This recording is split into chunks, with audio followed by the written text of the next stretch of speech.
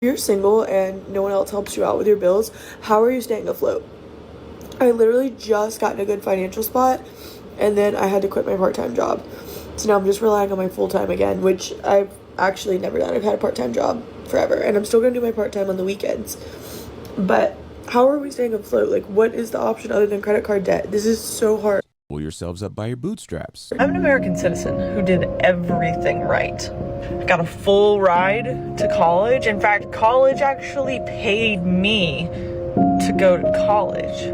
I have a job that I love that pays well, and I can't afford to live here. So if you think that we're being dumb or lazy or lazy or lazy, Pull yourselves up by your bootstraps. So let me get this straight. Inflation is going to keep going up. Taxes are going to keep going up. Interest rates are going to keep going up. National debt's going to keep going up. Wages are probably going to be going down now with the implementation of AI. It's going to make like easier, mundane, much easier to do. So what's the end game here? So if you're not already rich or you're not going to be rich very soon, what is really the end game here? I'm actually like asking you. Like, Pull yourselves up by your bootstraps. Y'all ever notice how the same people who are always talking about pull yourself up by your bootstraps don't get any assistance, don't get on benefits, don't get any type of help of any sort, do everything on your own? The same people who preach this mess, have y'all noticed that they're the same people that the minute there's an opportunity to get some sort of financial relief, to get some sort of benefit, to get some sort of help, they're the first to run toward it, but then they're the first to talk you out of it. $1,200 is what we have spent on groceries this month. We're not eating steaks. We're barely eating meat. It's like ground turkey instead of ground beef. We're doing canned tuna for tuna casserole. My kids have ramen and dumplings when I don't feel like making dinner. We're not going out to eat. We're not going crazy. We have some snacks every once in a while, but it's like, I don't know, a bag of Doritos every other week is what we're buying. And mostly it's like air popped popcorn. How are we spending $1,200 in a month on groceries? This is unsustainable. How do we live like this? Pull yourselves up by your bootstraps. Greetings from the east to north to south, and this wicked ass west. The topic, pull yourself up by your bootstraps. The questions, why you think pulling yourself up by your bootstraps don't apply to these people. Let's get into it. I'm your host. I am the one. Now, here's a topic worth talking about. Now, you got certain people that had maybe a 500 or so head start. And the easiest thing a person can tell you is to pull yourself up by your bootstraps. Especially if they have 2, 3, 4, 5, 6 pairs of boots. And you got certain people that have no boots whatsoever. Now, the term pull yourself up by your bootstraps meant exactly the opposite. Pulling yourself up by your bootstraps was a term they used knowing that it could not work. But you got certain people. Now, what people am I talking about? You got certain people that'll tell you you are lazy. All you have to do is pull yourself up by your bootstrap. Well, I pulled myself up by my bootstrap. Me and my paw, we pulled ourselves up by our bootstrap. Why can't you do the same thing? Now, mind you now, when we start with zero, we don't have anything. And the magnificent strides that Black people have made is you can't even put it in words. But then you have a certain group of people that never had the challenge to pull themselves up by their bootstraps. When you're given everything, or if you took everything, and then you can tell, you got the nerve to tell people to pull themselves up by their bootstraps, mainly Black people. You're lazy. Pull yourself up by your bootstraps. Well, All I can tell you is pull yourself up by your bootstraps. That's all I can tell you. Let's go to the next clip. And when white Americans tell the Negro to lift himself by his own bootstraps, they don't look over the legacy of slavery and segregation. I believe we ought to do all we can and seek to lift ourselves by our own bootstraps. But it's a cruel jest to say to a bootless man that he ought to lift himself by his own bootstraps. And many Negroes, by the thousands and millions, have been left bootless as a result of all of these years of oppression and as a result of a society that deliberately made his color a stigma and something worthless and degrading. Hey, just gonna throw this out there. If you've never had to choose between eating something or being able to pay your rent so you don't end up homeless, I really don't give a fuck what your opinions are on government assistance. Because if I'm gonna put this into a realistic perspective, my husband and I both work over 40 hours a week, right? Full time.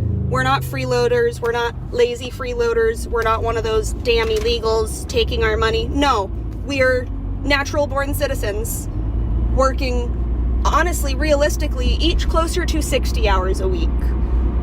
And it's still not even close to enough. Oh, the market is booming. It's huge. No, actually, it's really not. And if you're still buying into this absolute bullshit narrative that this man is somehow making this country better, or we're in any way in a better position, or our freaking economy is booming, then you are living proof that propaganda works. And you are part of the reason our entire society is crumbling to the damn ground. TikTok has given me the opportunity and privilege of having a lot of friends across the world. And when you listen to them, as opposed to Fox News, you learn what's actually going on. Heads up, we're the laughingstock of the world right now. We are a joke. And if me, a 31-year-old little white girl, is struggling this hard to make ends meet in America, I cannot fucking imagine being melanated. Pull yourselves up by your bootstraps. I want to know how we're all doing it right now. How are we all surviving? Because things are just so fucking expensive that honestly, I'm thinking about canceling Christmas. That's how expensive things are. And it's just getting honestly really ridiculous how we're just taking this under the chin. We're just accepting it. How? I went to the bank a while back and I was getting money out of the ATM. And the lady behind me told me that she can't even afford to buy meat right now, that she's been eating pasta and just pantry items because that's how expensive things are. She also told me that she can't even afford it with 2 jobs. Pull yourselves up by your bootstraps. You know, one thing about black people, they were saying that for years, for decades, for hundreds and hundreds and hundreds of years. We were saying there's a problem. There's inequality. It's hard.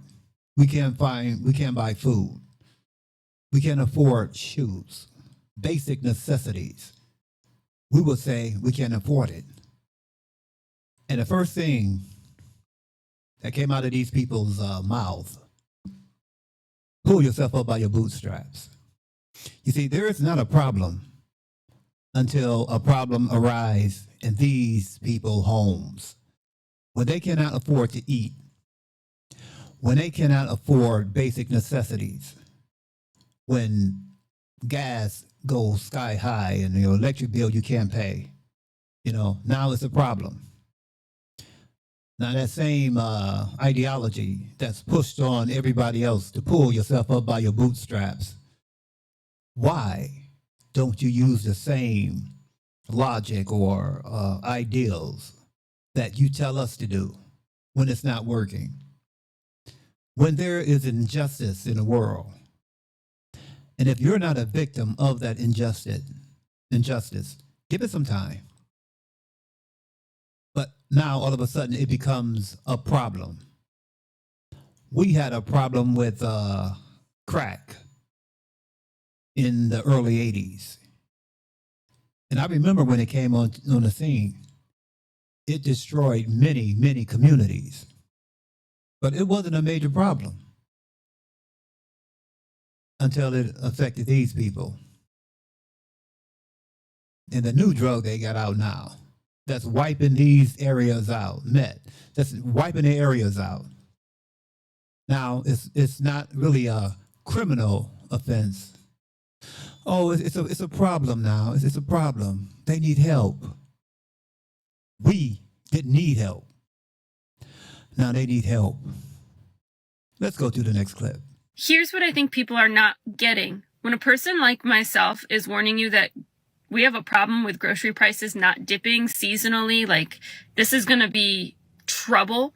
When we're telling you this, when people like myself who have lived 10 years on an ultra frugal homestead, I have a canning pantry that is deep stocked. I have a dry goods pantry. I have a freezer pantry, lots of home-raised produce, home-raised meat, stocked to the brim with like frozen eggs. Like we prepare for these things from our experiences living rurally and the struggles that brought.